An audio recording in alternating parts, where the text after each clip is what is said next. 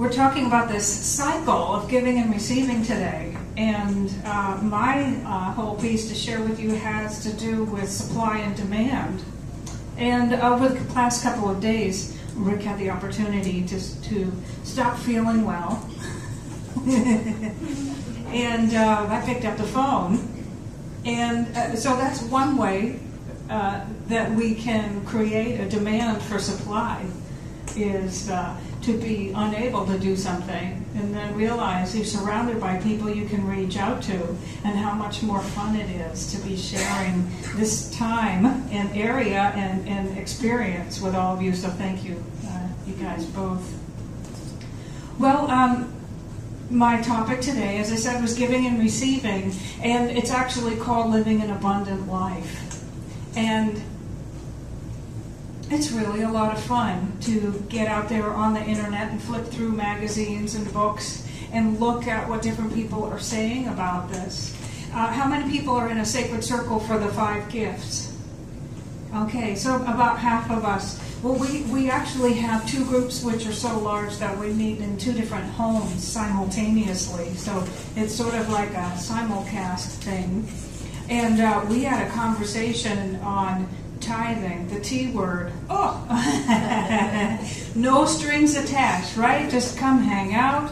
You know, it's free. It's the chapter we're on, and let's see where the conversation takes us. And boy, did it, huh? And we compared notes afterwards. It was wild, because there are certain words and terms and traditions that just really take the fun right out of it and beautifully bring up all kinds of things that are ready maybe to be shifted, seen differently, spoken of differently, called by a different name, so that we can get the good that's still there.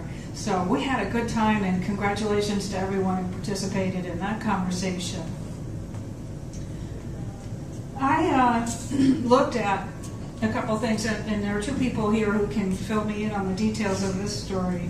But basically, giving and receiving are 2 parts of a cycle. There are 2 parts of a cycle, and each one has a dependence upon the other. Without giving, receiving can't happen, and without receiving, giving can't happen. They're part of something greater, and each one of them has an aspect of that they're responsible for, so to speak. But there's absolutely an interdependence between those 2 elements of giving and receiving. So, Betty Ann, this brings me to the Circle of Life, CRAP, story. My sister and her husband are back there when their son was about 4, which was quite a while ago, because he's turning 23. Okay. When he was much younger, he had a question of some sort and wanted to know the real answer. And he was really big on the Lion King, and he said, "Don't give me that Circle of Life crap." Okay, I said. So anyway, he wanted a better answer than that. The thing is, we all get tired of platitudes, don't we? We say, "Oh, come on, you know, I want to know the real story. Don't just give me one of those fancy sayings. I want to know the real story." Just like the little old lady in those commercials, "Where's the beef?" You know, she comes up to the counter and she wants to know, where's the good part in all of this fluff? The truth is that the good part is in the fluff. It's in the platitudes. Each one of them is a short, easy to remember phrase of some sort with a gem in it, with a gift in it.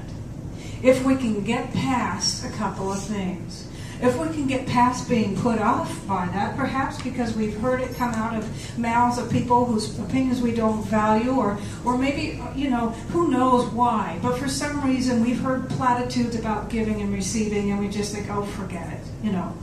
I had a lot of fun doing this research this week, because if you go to, it's the Ode Magazine online site. What is that called? Just look up Ode online. There's this marvelous article that came out a couple of years ago, actually. It talks about the science and the medicine and the psychology and the everything else behind giving and receiving and why it works. So if you're not comfortable in one area, just go to another one, but don't give up the whole teaching because of being turned off by a platitude or an attitude about it.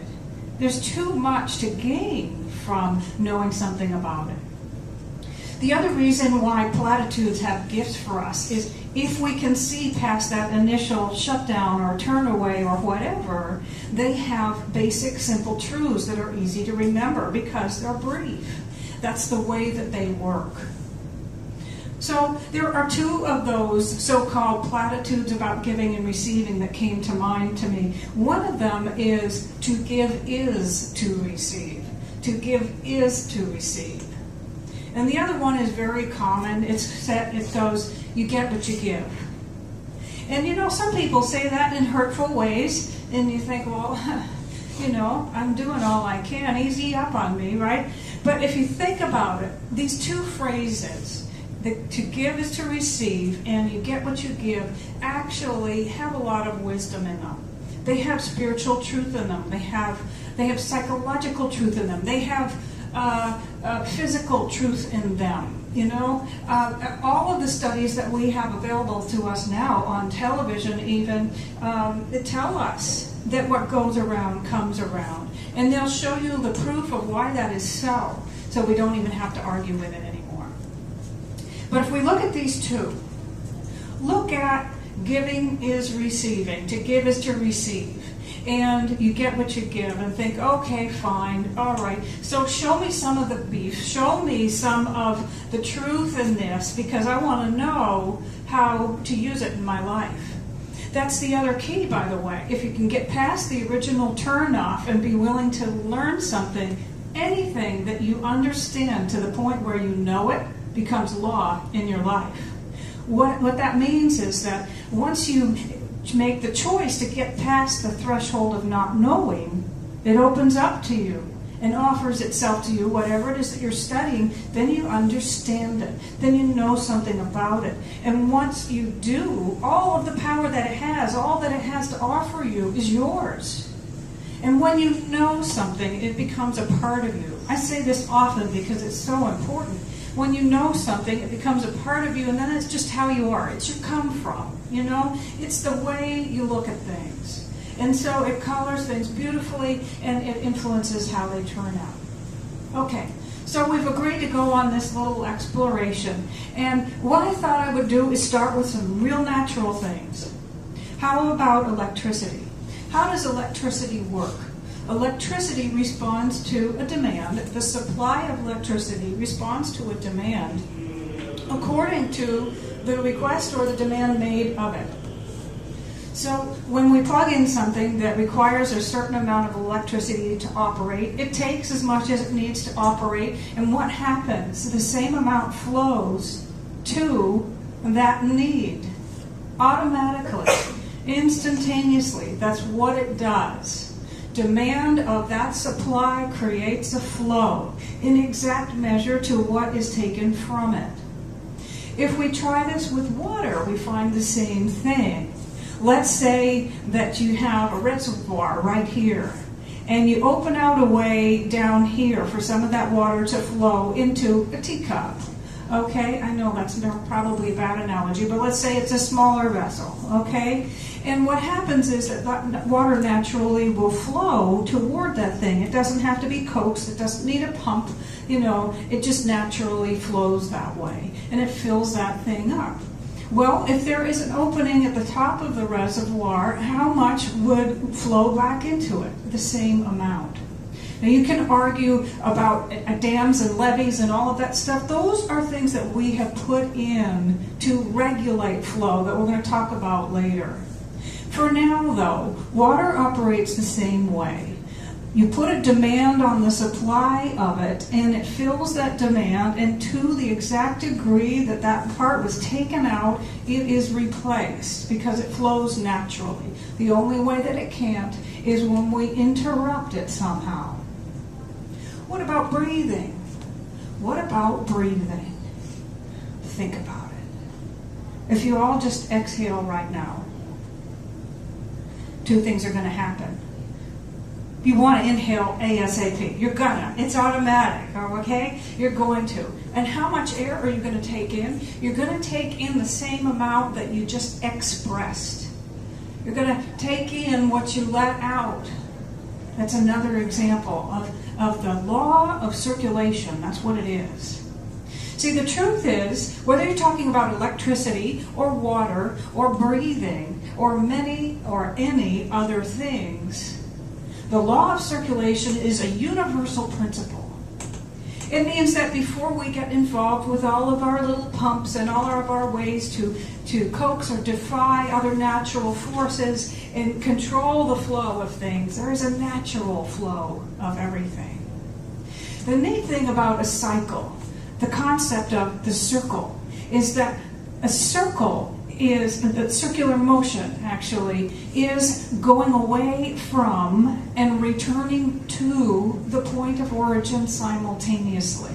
It's very powerful. Going away from source and returning to source simultaneously. That's your life, by the way. Going away from the source of the electricity and back to it is called a circuit. Going away from the source of the water and back to it is what water does. You know how many forms it takes and how much it moves? It's a cycle, and it's constantly renewing itself. The same is true of our air. Some people are smart enough to tell you where the air that we're breathing today came from and everywhere it's been. And I don't know if I need to or want to know that. But everything is moving naturally in a cycle. So this is a good illustration, because what does it do? It gives us this idea that possibly there's a universality about it all. There is a principle we can count on. We call that a natural law. Something that is a principle or a law in nature is something that you can count on. You can utilize it with predictable outcomes. You can utilize it with predictable characteristics. You can make use of those qualities and characteristics with predictability to have a predictable outcome. That is because... there's somebody who's finding us. Come on in. That is because... Excuse me while I just get my head back together. I'm not used to saying hello and waving in the middle of everything. A universal principle or a law is just like mathematics. It's just like anything else. There are those, thankfully, who've already studied these things, how they work and how they operate. So if we can trust their findings, then we are those who utilize those principles in our lives in meaningful ways, with purpose, with intention. There are others among us who are the ones who are saying, but what else? And they're out discovering what else is true. And each time they make a discovery, they change how we look at the last one. That's what they do. But let's just say that we're looking at this cycle, this renewing cycle of everything in nature that always goes from and to simultaneously. It's constantly renewing itself. And we're thinking, how can we use that? Well, the way that we can use it is very interesting. First of all, we trust the principle. We say, okay, I've got a law here. I've got a principle here. I've got something that's going to work consistently for me. I'm going to give it a shot. In Deepak Chopra's book, The 7 Laws of Spiritual Success, he suggests that you start with something small, kind of easy, just to demonstrate how that law works for you and see what happens. So what if you start with something like a random act of kindness? I had a lot of fun corresponding with one of my nephews on Facebook recently. He decided to take the 100 days before his last birthday, which was July 3rd, and each day commit to doing a random act of kindness. And he posted every one of them on Facebook. So he had 100 successive posts about doing something kind without any premeditation, except for to step into that day, look for opportunities, choose one, and go for it. And he shared his experience, and he said, I think I'm going to write a book about this. I wrote back and said, oh, yes, you are. Even just emailing about the experience, because I asked him a question, was so inspiring. This is not new. Of course it's not. There are many who have done this, and it started movements and up-leveled their own health and well-being, and it's contagious, and others have tried it. One of them is Cammie Walker. She did it because she had a debilitating experience with MS, and a doctor suggested that she do 29 gifts in 29 days, and she started a whole, I think it's called 29gifts.org, a movement of that. It's not new, but remember, it's just a platitude if you say, oh yeah, I've heard of that. It becomes an attitude when you decide to put it into practice. And it becomes a truth for you, a real knowing when you do it. Big difference, right? Platitude, oh yeah, I've heard of that. Attitude, okay, I think I'm going to try this. And a way of life is when it becomes something that you actually know, that you really, truly know. Okay, so we agreed that we would start small, just like Deepak Chopra suggested. Starting small. Okay, random acts of kindness, right? What that would be is giving something in order to do what? In order to give. That's the truth. Not to create a vacuum so that something else will flow into its place. Now there's the trick. If you give to get, what happens? It doesn't work that way. The attitude of that kind of so-called giving produces a different result.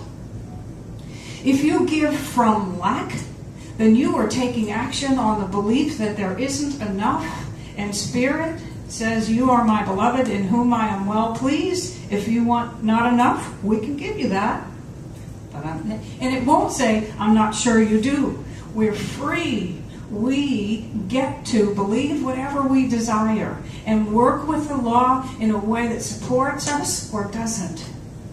That is our freedom and our responsibility. So, we said we're going to try this law of circulation, making a demand on supply and start somewhere easy. Random acts of kindness. So, let's say we all go out and we do this for a week.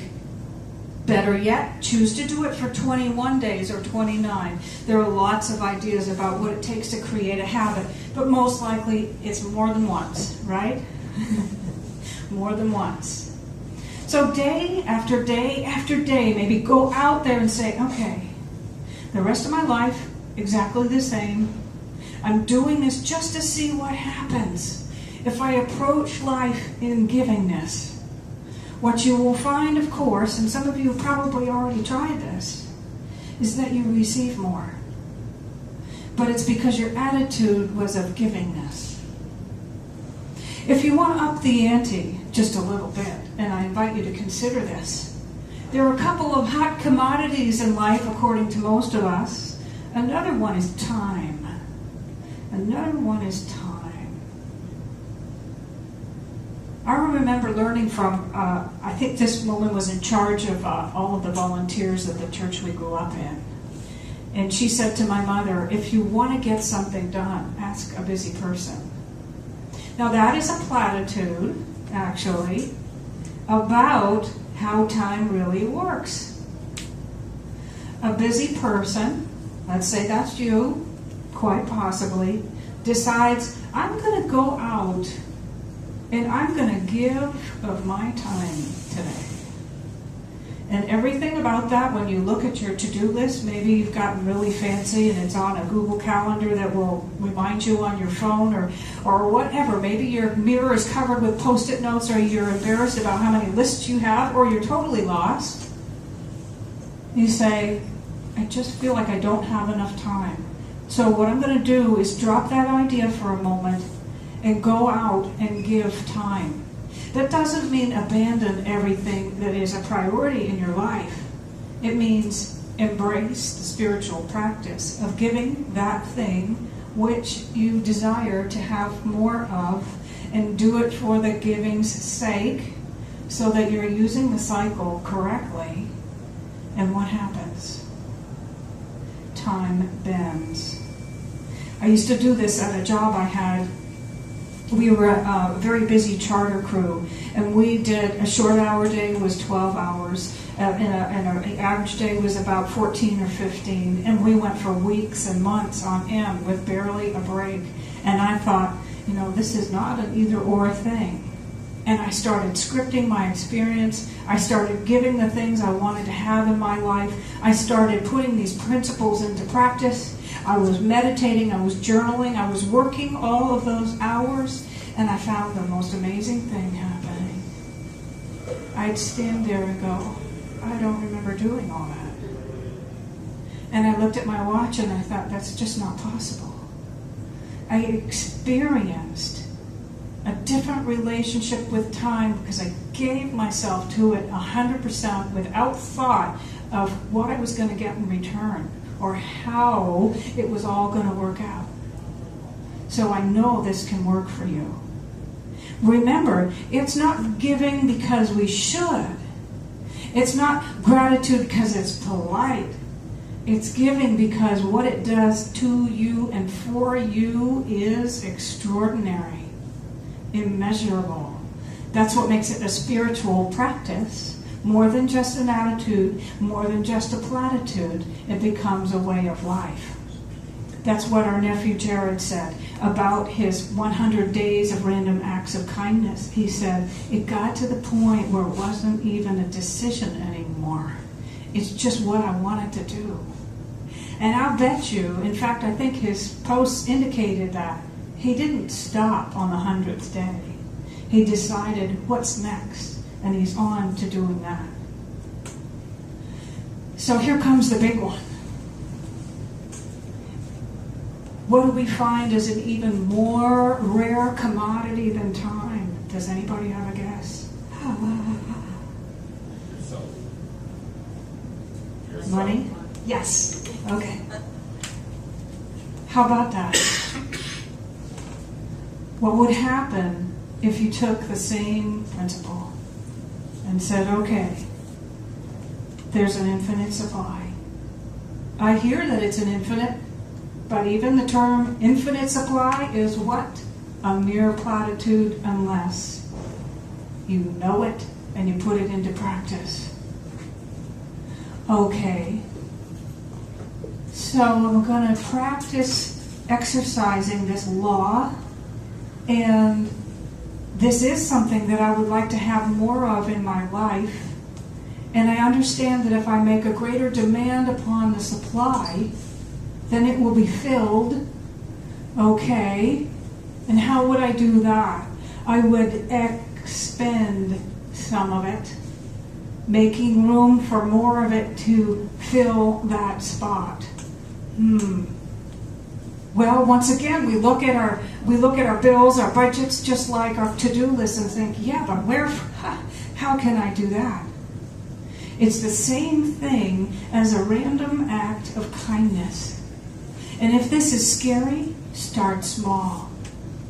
You can go around and put money in other people's parking meters. You could leave a tip on somebody else's table. Maybe you could say, I'd like to add whatever this person behind me in the drive-up line is having. I'll wait a moment. I just want to pay for their order too. The thing about giving is that there is no great or small. There is no great or small in the universe in the flow that we're talking about.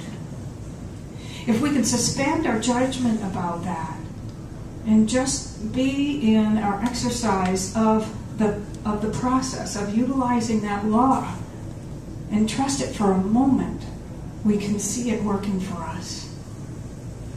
I know that Edwin Gaines said that when you walk along and you see a coin on the ground, pick it up and say, I am a finder of money. Don't say, oh, it's just a penny, and keep on walking. Just say that. Why? Because we're training ourselves to think differently. Is there a chance that we have a ton of old programming in our minds about lack and limitation, and people that we're related to who lived through the Depression, or these war rations, or that whatever? Yes. You know, these centers have stayed away from talking a lot about this because they got a reputation for being a place where you just go to manifest. Well, you know what? There's no immunity to universal law. And if all you do is use spiritual principle and physical, natural truth just to get what you want, you'll still get your due, because the spirit of that is different. So what comes back to you is going to have a different price, different feeling. So just imagine, maybe, that if you go out and you have this urge, this divine givingness rising up within you to give of something which you believe you don't have enough of as it is already, wouldn't that be the highest challenge, to go ahead and give? Now, this does not mean that you do it in any way that changes that feeling, because the outcome would then be different. But imagine that maybe you could stretch, because here's what happens. Whether it's electricity, whether it's water, whether it's air, whether it's time, or whether it's money, you will discover that you are more than a battery. You are more than a jar full of water that can't hold any more. You are more than your set of lungs, which can only hold so much at one time. You are more than your to-do list or your 24-hour day, which you can't add to, right? You are more than your bank account, because what happens when you start to flow electricity, water, air, time, money, anything, is increase. There are a couple ways that happens. One is that the capacity for conductivity increases. Okay? Think about it. Let's talk about when you decide to exercise in some way and you increase your heart rate and your cardiovascular condition, you're able to move oxygen more efficiently throughout your body, and your whole body says, yes, or even when you make a choice to eat something, there's just like this chorus from down here, so excited to be eating this thing that is pure life, Well, what if you do it with time and you discover that giving it allows you to have more time? And if you do it with money, you discover the same thing. That is because when you trust and practice exercising this principle, what actually happens is you realize you have more than your own little reservoir to work with. Think about it. You couldn't really live on just the air you have in your lungs in this moment. So why would you try to live on the money you have in your bank account in this moment? Why would you try to live with only 24 hours? Now, that is an inspiring choice. Some people say, if you want to get a good perspective, imagine that you're going to die tomorrow and get busy, and you will. But it doesn't have to be like that. When you discover that you're more than a static vessel on a fixed income of electricity or water or air or time or money or anything, you become a conduit for a greater and a greater and a greater flow. These are totally different ideas from what we think about every day. Just like what Frida read, which was a passage from the book that we're all sharing. It said, you can't go get it. If you try, you will fail. But if you recognize that it's been within you all along, you will succeed beyond measure. That is the truth. So that's a lot to take in. And what I'd like to think is that maybe when you go have lunch and talk to your family and friends and with each other and consider this, that there'll be just something about how you interact with your supply that's different because of something that you learned today. That there will be something that allows you to experience life in a greater way. To ask for a little bit more. To be willing to give a little bit more. There's nothing bad about receiving. There's nothing holy about withholding. There's everything holy and beautiful and wonderful and magnificent about both giving and receiving. You know who you are. You know where your strength is and where your weakness is. And the importance is that there be a balance between these two because they're both important. Giving and receiving. So I simply invite you to take that all in and see what it means when you plan your day. Tomorrow's Monday. It's a perfect opportunity to think about, how will I use my time? Maybe you want to think about what you're going to do on Sunday afternoon today that is a little bit more than what you've done in the past. Maybe next time you pay a bill, you'll have a different attitude about it. Next time you'd like to go spend time with a person or give a gift of some sort and you think, oh, but how could I? Say, wait a minute. I'll give for the giving's sake and leave it at that and see what happens.